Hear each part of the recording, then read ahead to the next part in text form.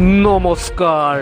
আজি 17 মে আৰু এই মুহূৰ্তত আমাৰ হাতত আহি পৰিছে কেইবাটাও বিগ ব্ৰেকিং নিউজ। আমি ৰাজ্যৰ লগতে দেশৰ বিভিন্ন খবৰসমূহ আপোনালোকলৈ আগবঢ়ালোঁ। দিব লৈছোঁ এই মুহূৰ্তৰ এটা বিগ ব্ৰেকিং নিউজ। উচ্ছেদিত ঘৰবাৰী হেৰুওৱা 17টা পৰিয়াললৈ বদৰুদ্দিন আজমলৰ মহানুভৱতা। এফালে 17টা পৰিয়ালত পৰিল প্ৰশাসনৰ বুলডোজাৰৰ কোব, আনফালে 17টা পৰিয়াললৈ 3,50,000 টকাকৈ ঘৰ নিৰ্মাণৰ বাবে দিলে বদৰুদ্দিন আজমলে। মুঠ 56 লাখ টকাৰ ব্যয় সাপেক্ষে 17টা ঘৰ নিৰ্মাণ কৰি দিব বদৰুদ্দিন আজমলে। যমুনা মৌদাঙ্গা সংৰক্ষিত বনাঞ্চলৰ পৰা উচ্ছেদ হৈছিল 17টা পৰিয়াল। 3 মাহৰ ভিতৰত 17টা পৰিয়ালে লাভ কৰিব পকীঘৰ কেইটা।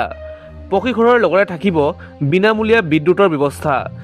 বিদ্যুতৰ লগতে বিশুদ্ধ খোৱা পানীৰ যোগান থাকিব নতুন পকীঘৰটোত। উচ্ছেদিত পৰিয়ালৰ 660গৰাকী ছাত্ৰ ছাত্ৰীৰ পঢ়া শুনাৰ দায়িত্বও ল'লে বদৰুদ্দিন আজমলে। দিব লৈছোঁ আন এটা বিগ ব্ৰেকিং নিউজ। নেদাৰলেণ্ডৰ পৰা প্ৰধানমন্ত্ৰী নৰেন্দ্ৰ মোদীয়ে ভয়ংকৰ বাৰ্তা দিছে। বিশ্ববাসী এতিয়া সজাগ হোৱাৰ সময়। প্ৰতিদিনে বিশ্বত দেখা দিছে নতুন নতুন বিপদে। মানৱ সভ্যতাৰ সন্মুখত এতিয়া আহিছে ডাঙৰ প্ৰত্যাহ্বান। যুদ্ধৰ পৰিস্থিতি সলনি নহ'লে বিশ্বত হ'ব ভয়াৱহ পৰিস্থিতি। তেল ৰন্ধন গেছৰ সংকটে বিশ্ববাসীক জুৰুলা কৰিছে। এয়া প্ৰধানমন্ত্ৰী নৰেন্দ্ৰ মোদীৰ মন্তব্য। চলিত দশক মানৱ ইতিহাসৰ অতিকৈ ভয়াৱহ আৰু অভিশপ্ত সময় থাকোঁতে সজাগ হ'ব লাগিব বিশ্ববাসী। পৰিস্থিতি নিয়ন্ত্ৰণ নকৰিলে ধ্বংসৰ গৰাহলৈ যাব বিশ্ব অৰ্থনীতি। চকুৰ পলকতে দৰিদ্ৰতাৰ গ্ৰাসত পৰিব বিশ্বৰ কোটি কোটি জনতা। যুদ্ধৰ পৰিস্থিতিৰ অন্ত নহ'লে ভোক পিয়াহত আৰ্তনাদ কৰিব লাখ লাখ মানুহে। চলিত দশক বিশ্ববাসীৰ বাবে ভয়ংকৰ বিপদৰ দশক। যুদ্ধৰ পৰিস্থিতিয়ে শেষ কৰিব বিশ্বৰ অৰ্থনীতি। কোটি কোটি লোক হৈ পৰিব দৰিদ্ৰ। তেলৰ নাটনিয়ে সংকটত পেলাইছে বিশ্ববাসীক। নেদাৰলেণ্ডৰ পৰা এইদৰে প্ৰধানমন্ত্ৰী নৰেন্দ্ৰ মোদীয়ে দিলে ভয়ংকৰ বাৰ্তা।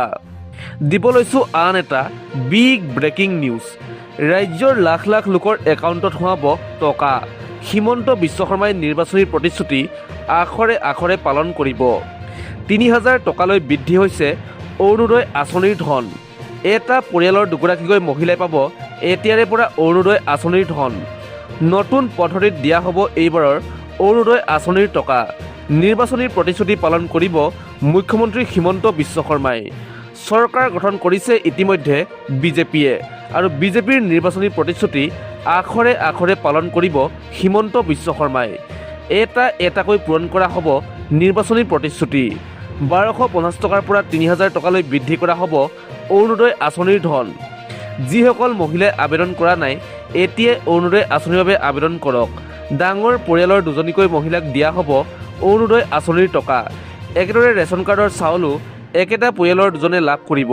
হিমন্ত বিশ্ব শৰ্মাই এইদৰে বৃহৎ ঘোষণা কৰিছে। দিব লৈছোঁ আন এটা গুৰুত্বপূৰ্ণ খবৰ।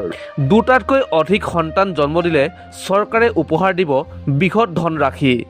2 চাইল্ড পলিচিৰ বিপৰীতে জনসংখ্যা বৃদ্ধিৰ পৰিকল্পনা। পুৰণি আইনখন বাতিল কৰি নতুন নীতি নিৰ্দেশনা। অধিক সন্তান থকা লোকেহে খেলিব পাৰিব নিৰ্বাচন। পৰিয়াল পৰিকল্পনাক লৈ বৃহৎ ঘোষণা নাইডু চৰকাৰৰ। তৃতীয়টো সন্তান জন্ম দিয়া দম্পতীলৈ আগবঢ়াব 30,000 টকা। চতুৰ্থ সন্তান জন্ম দিয়া দম্পতীক লৈ আগবঢ়াব 40,000 টকা। অন্ধ্ৰপ্ৰদেশ চৰকাৰৰ তৰফৰ পৰা মুখ্যমন্ত্ৰী এন চন্দ্ৰবাবু নাইডুৱে কৰিছে এই বৃহৎ ঘোষণা। দিব লৈছোঁ আন এটা গুৰুত্বপূৰ্ণ খবৰ। দেশৰ কোটি কোটি কৃষকৰ বাবে শীঘ্ৰে আহিব ভাল খবৰ। জুন মাহত সোমাব পাৰে PM কিষাণ নিধিৰ 23 নং কিস্তিৰ ধন। 23 নং কিস্তিৰ ধনৰ লাভৰ বাবে আপোনাৰ একাউণ্ট এক্টিভ কৰি ৰাখক। একাউণ্ট KYC আপডেট নাথাকিলে জমা নহ'ব ধন। ইয়াৰ উপৰি পঞ্জীয়ন নকৰা কৃষকে নাপাব পাৰে 23 নং কিস্তিৰ ধন। জুন মাহৰ শেষৰ ফালে অথবা জুলাই মাহৰ শেষৰ ফালে কৃষকৰ বাবে মুকলি কৰা হ'ব ধন। ইয়াৰ বাবে কৃষক পঞ্জীয়ন পৰ্টেলত আপডেট কৰক। দিব লৈছোঁ আন এটা বিগ ব্ৰেকিং নিউজ। ৰাজ্যত আৰম্ভ উচ্ছেদ 2.0। হাহাকাৰ লাগিছে বেদখলকাৰীৰ মাজত। জিলাই জিলাই উচ্ছেদৰ বাবে সাজু হৈছে প্ৰশাসন। তালি টোপোলা বান্ধি সাজু হওক বেদখলকাৰী। শনিবাৰে আমিনগাঁও নুবলি জলাশত কামৰূপ প্ৰশাসনে চলাইছে উচ্ছেদ অভিযান। এটাকৈ চিনাক্ত হোৱা বাংলাদেশীক বিতৰণ কৰা হ'ব। পশ্চিমবংগত যেতিয়াৰ পৰা কাৰাগাৰৰ বেৰ হ'ব, আমাৰ সীমান্ত সুৰক্ষিত হ'ব। 1.5 কোটি 2 কোটি মানুহক একেলগে আঁতৰাই পঠিওৱাটো সহজ নহয়। কিন্তু কাৰাগাৰৰ বেৰ হ'লে নতুন অনুপ্ৰৱেশকাৰী অহাটো বন্ধ হ'ব আৰু ইয়াৰ পিছত ভিতৰত থকা মানুহ বিতৰণ কৰা হ'ব। দিব লৈছোঁ আন এটা বিগ ব্ৰেকিং নিউজ। আকাশলংঘী হ'ব পেট্ৰল ডিজেলৰ মূল্য। আমেৰিকাৰ ৰাষ্ট্ৰপতি ডনাল্ড ট্ৰাম্পৰ এটা মন্তব্যই বিপদত পেলাব নেকি ভাৰতকো? বিশ্বৰ বজাৰত ইন্ধনৰ বৃদ্ধি আৰু নাটনিক লৈ বিপদত পৰিছে বিশ্ববাসী। এনে ভয়াৱহতাৰ মাজতে পুনৰ ডনাল্ড ট্ৰাম্পে কৰিছে ডাঙৰ মন্তব্য। ৰাছিয়াৰ পৰা অহা খাৰুৱা তেলৰ ৰেহাইৰ ম্যাদ শেষ হ'ব বুলি ঘোষণা ডনাল্ড ট্ৰাম্পৰ। কোনো কাৰণত আৰু ৰাছিয়াৰ পৰা অনা তেলৰ ক্ষেত্ৰত দিয়া নহ'ব ৰেহাই। ষ্ট্ৰেইট অৱ হৰমুজত বৃদ্ধি পোৱা উত্তেজনাৰ বাবে বিশ্বজুৰি তেলৰ যোগান ব্যাহত হৈ থকাৰ মাজতে ডনাল্ড ট্ৰাম্পৰ এই সিদ্ধান্ত। ভাৰতৰ দৰে দেশসমূহৰ বাবে ই এক ডাঙৰ প্ৰত্যাহ্বান। ইউৰোপীয় মিত্ৰশক্তিৰ হেঁচাত ট্ৰাম্পে লৈছে এই সিদ্ধান্ত। দিব লৈছোঁ আন এটা গুৰুত্বপূৰ্ণ খবৰ। বকৰীদৰ কুৰবানীক লৈ জাৰি কৰা হৈছে কঠোৰ নিৰ্দেশনা অমান্য কৰিলেই যাব লাগিব জেললৈ। ঈদ উল আজহাত মুছলমানে মানিব লাগিব কঠোৰ নিৰ্দেশনা।